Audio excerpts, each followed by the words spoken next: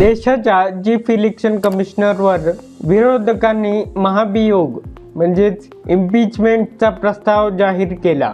हो, भारताच्या निवडणुकीमध्ये सर्वात मोठ्या आयोगाच्या प्रमुखाला आता संसदेतून हटवण्याची तयारी चालू. पण खरा प्रश्न असा आहे, हा लोकशाही वाचवण्याचा प्रयत्न आहे का, की निवडणुकी आधीचा पॉलिटिकल प्रेशर गेम? नमस्कार, मी विशाल नरसे आणि तुम्ही पाहतात रिपोर्ट विथ विशाल.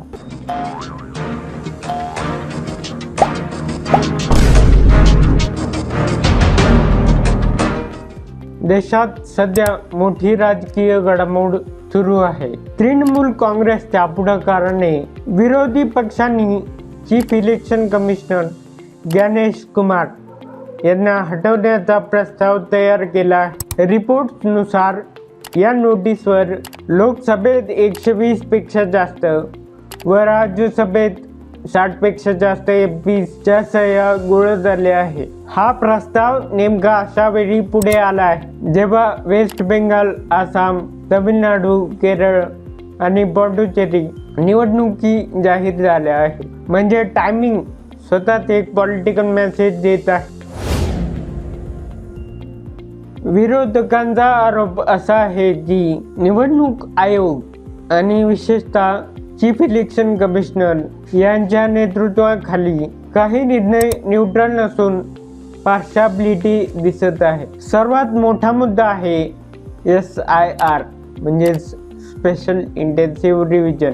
विरोधकांचं म्हणणं असं आहे की मतदार यादीची ही सखोल पडताळणी बोगस वोटर्स हटवण्यासाठी नसून काही विशिष्ट मतदारांना या सिस्टममधून बाहेर काढण्यासाठी वापरली जाते. विशेषतः बिहार आणि वेस्ट बेंगालमध्ये या प्रक्रियेवरून मोठा विवाद झाला आहे. विरोधकांचा आरोप थेट असा आहे की मतदार यादीतील बदलामुळे अपोजिशन पार्टीला वोट देणाऱ्या संख्येत कमी होऊ शकते आणि म्हणूनच त्यांनी हा मुद्दा रस्त्यावर थेट संसदेत आणण्याचा निर्णय घेतला.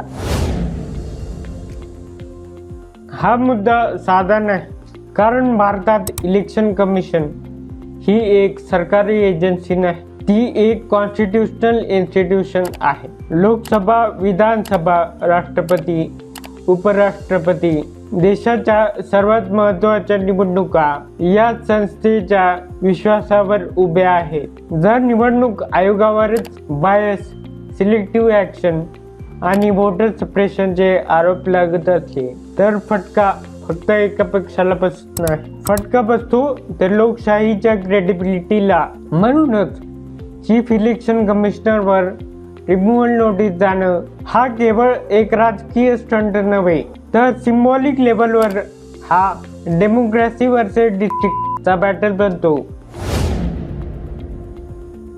आता सर्वात महत्त्वाचा प्रश्न, चीफ इलेक्शन कमिशनरला हटवणं इतकं सोपं आहे का? उत्तर आहे नाही, अजिबात नाही. भारताच्या संविधानानुसार चीफ इलेक्शन कमिशनरला हटवण्याची प्रक्रिया जवळपास सुप्रीम कोर्टच्या जज एवढी डिफिकल्ट आहे. म्हणजे प्रथम एक नोटीस द्यावा लागतो, पुरेशा MPचे सिग्नेचर गोळा करावे लागतं. स्पीकर किंवा चेअरमन हा नोटीस ॲडमिट करतात की नाही हाच मोठा अडथळा. त्यानंतर कमिटी इन्क्वायरी होऊ शकते. आरोपांमध्ये तथ्य आढळल्यास मगच पुढील कारवाई होते आणि शेवटी दोन्ही सभागृहामधून मेजॉरिटी आल्यानंतरच हा प्रस्ताव मान्य केला जातो. म्हणजे फक्त सिग्नेचर गोळा केले म्हणजेच चीफ इलेक्शन कमिशनरला हटवली असे नाही. उलट हा एक लॉंग, टेक्निकल आणि पॉलिटिकली डिफिकल्ट मेथड आहे आणि म्हणूनच बहुतेक ॲनालिस्ट म्हणतात की हा प्रस्ताव प्रत्यक्षात यशस्वी होण्याची शक्यता फार कमी आहे. मग प्रश्न पडतो, जे यशस्वी होणारच नाही, मग असा प्रस्ताव विरोधक आणताय तरी का? याचं उत्तर पॉलिटिक्समध्ये आहे. पहिलं, हे एक नरेटिव्ह बिल्डिंग टूल आहे. विरोधकांना लोकांमध्ये हा संदेश द्यायचा आहे की निवडणूक आयोगाच्या निर्णयांवर प्रश्न उपस्थित करणे हे आता एक नॅशनल इश्यू बनले आहे. दुसरं, 5 राज्यांमध्ये निवडणूक येत आहे आणि अशा वेळी चीफ इलेक्शन कमिशनरवर जर आरोप केले तर विरोधक आपल्या कार्यकर्त्यांना सांगू शकतात की जर निवडणूक हारलो तर कारण फक्त जनता नाही तर सिस्टीम पण आहे. तिसरं, हा एक प्रेशर टॅक्टिक सुद्धा असू शकतो, म्हणजे पुढे आयोगाने घेतलेला प्रत्येक निर्णय आता अधिक स्क्रुटिनी मधून जाईल. आणि चौथं, हे संसदेत नोंद करून ठेवण्याची कारवाई देखील आहे. आज प्रपोजल पास झाला नाही तरी उद्या इतिहासामध्ये लिहिले जाईल की विरोधकांनी चीफ इलेक्शन कमिशनरवर गंभीर आरोप केले होते. विरोधकांचा मुद्दा फक्त SIR नाही, त्यांच्या ब्रॉडर ॲलिगेशन्स मध्ये हे मुद्दे दिसतात. पार्शियाबिलिटी आणि डिस्क्रिमिनेटरी कंडक्ट, स्पेसिफिक पार्टीजला इनडायरेक्ट फायदा, इलेक्शन रिलेटेड कंप्लेंटवर सिलेक्टिव्ह ॲक्शन, इलेक्टोरल फ्रॉड ॲलिगेशन्सवर इनएडिक्वेट रिस्पॉन्स आणि सर्वात मोठा आरोप म्हणजे इलेक्शन कमिशनरची ऑटोनॉमी कमकुवण्याचा आरोप. आता हे आरोप किती सिद्ध होतील ते तर एक वेगळाच मुद्दा आहे.